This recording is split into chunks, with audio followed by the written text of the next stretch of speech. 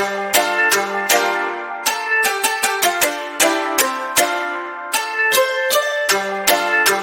Relo woman.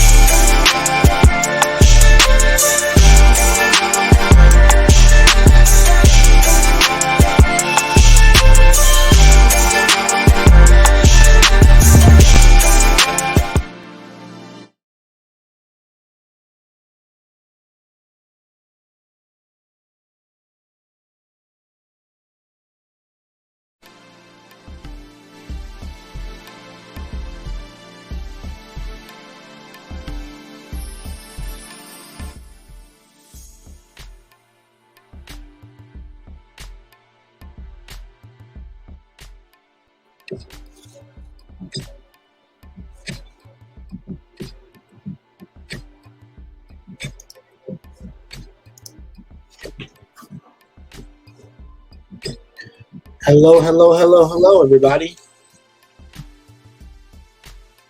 How about that?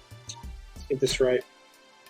Yeah, this is your man, Jay Takashi. And let me turn on the music for you guys. Yeah, this is your man, Jay Takashi, guys. I'm here to bring you a first impressions video on the new up-and-coming series, Nanatsu no Maken ga Shihai Suru. This is a first impressions. So before we get into everything, guys, first of all, if you're new to the channel, be sure to like, subscribe, comment as always, and also be sure to share this video around. It always helps the channel grow, and also helps the algorithm, guys. It helps, and like I said, it helps me. It makes me want to be better. So with all that being said, guys, let's get into this. So first of all, guys, this series called Nanatsu no Maken ga Shihai Suru.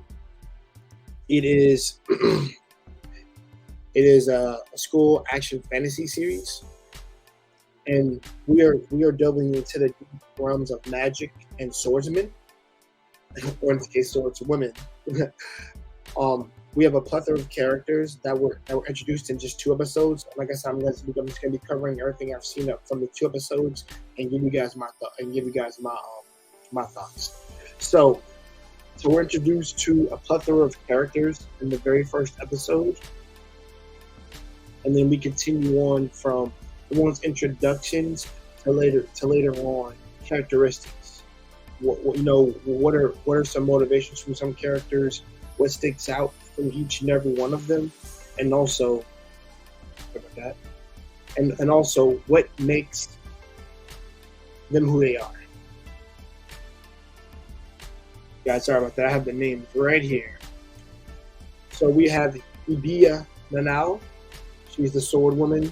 She's the swordswoman we get introduced to. Who's not skilled in so much a lot of magic as she is in swordsmanship, swordplay, and also experienced on the battlefield. Then we have Oliver Horn, who is the male. Sorry, I said male. He is the protagonist, the main protagonist, Oliver Horn, and he seems to be talented.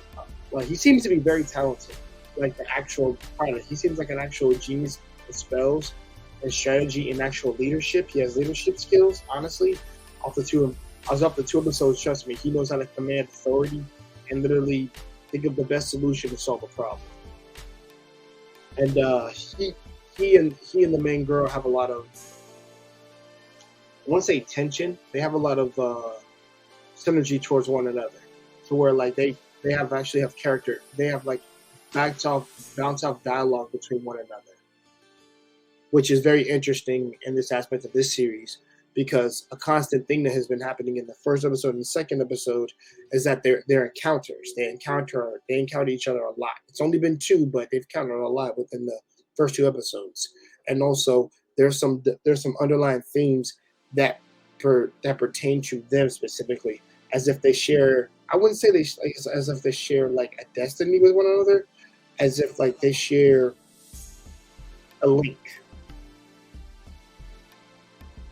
But I'll get into that. I'll get into that at the very end. So you have, and by the way, these names are actually freaking hilarious, guys. I actually like one of them. Sounds like a freaking DC character, like a Green Lantern. Guy Greenwood, that's the one. Guy Greenwood is a very upbeat guy. He seems, like I said, he seems to love magic, have a talent for it, and also seems easy to get along amongst a group of characters that were introduced in the second episodes. And like I said, we don't get to know much about him in the first two episodes. It's kind of just an introduction. He seems very upbeat and willing to learn and really to be friends with like the guy characters and the girl characters. So he's a complete mystery. Hopefully we get more in the episode about him. 3 or 4. We have McFarlane Michela. I think it might Michela. We'll say Michela for sure. Yeah, McFarlane. So she is a blonde, blue-eyed, light-skinned chick. Trust me, seems to be well prestiged within her family name, and also she seems to be talented in some regards when it comes, like I said, when it comes to the spells that she knows. Off of a basic introduction, she seems the most interesting to look out for, and honestly, and how she plays off the other characters is freaking awesome. Like she seems like she's a part, like she wants to get things done, similar to Oliver. What the heck that is? Must be rain, guys. How about that? That might be the rain. All right. We have Katie, who seems to be. She's the character that seems to be more about like she seems like an animal supporter, like an animal lover. Like she loves and supports animals, and she feels like the treatment of any animals is just wrong. Kind of like an animal activist, is what I would say. I think that's my best word I can say. She's an animal activist. Like she believes in protecting animals, believes that they're honest honest creatures that deserve to live, and also that they shouldn't be treated with any misconduct, things of that nature. And also, she tries her best, almost to the point where she takes injury. She, when she volunteers, and she may not voluntarily do it, but at the expense of her, I guess, her beliefs, she even puts herself in harm's way for that belief. Stubbornly. And within 2 episodes, or at least within the second episode, that showcased when she was actually given an assignment that she wanted to pass with all 5 colors that she wanted to change. Let's just say it involved in innocent creature, like animal living creatures. I'm saying animal creatures.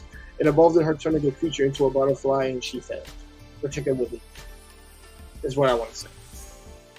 And she actually got hurt on that actual assignment because she was trying too hard, and when she realized that she thought she could save it, her stubbornness kind of let her get hurt.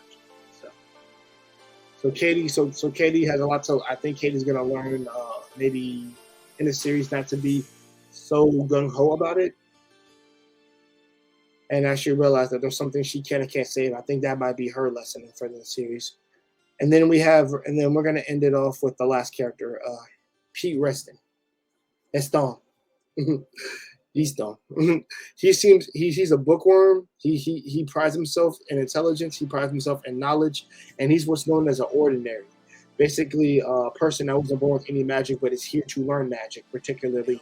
And he might, I think he might be the character to surprise us in the series, to actually maybe go through some type of development in order to say, he might be the one to talk down to the naysayers and actually show them that he can be just as good as any mage or any person that was born with magic, or talented with magic, and just like show them up. So I do want to say that for when it comes to that.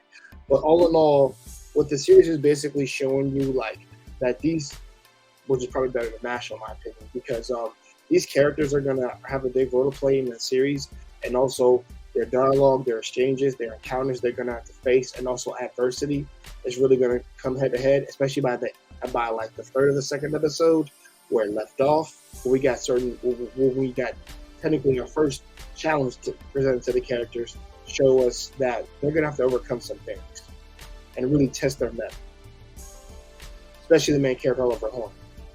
And I would also say Oliver Horn and Manal Ibia, that's that right? Yeah, Ibia. That when it comes to head, something big is going to happen between those two before the end of the series or at the end of the series. So something that needs to that needs to come to light. And it seems like maybe Oliver's the only one that maybe to free this girl from her suffering, or some type of trauma that has befell her, particularly being on the battlefield so much, because she seems to be a girl that's kind of like maybe not haunted by her past, is what we're like, because we haven't got a backstory, but we have like a subtle hint.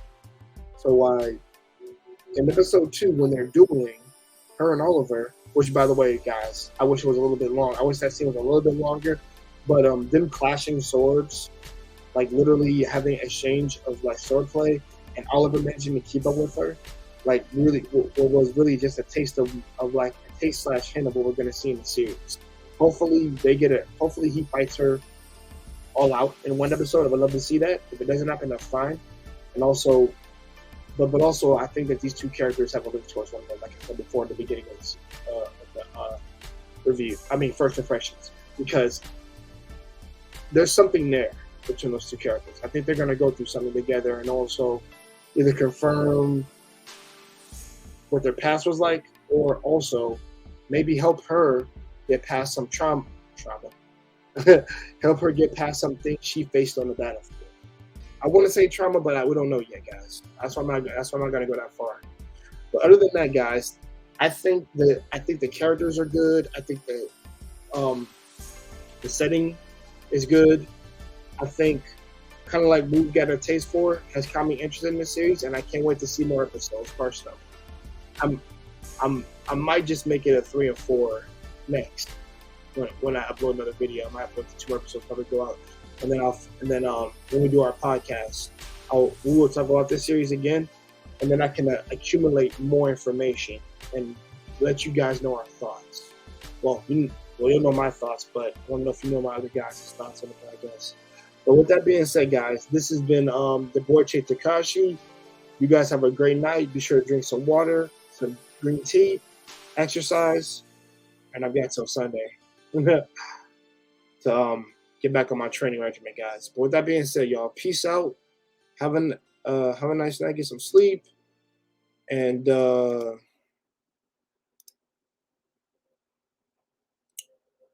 YOLO.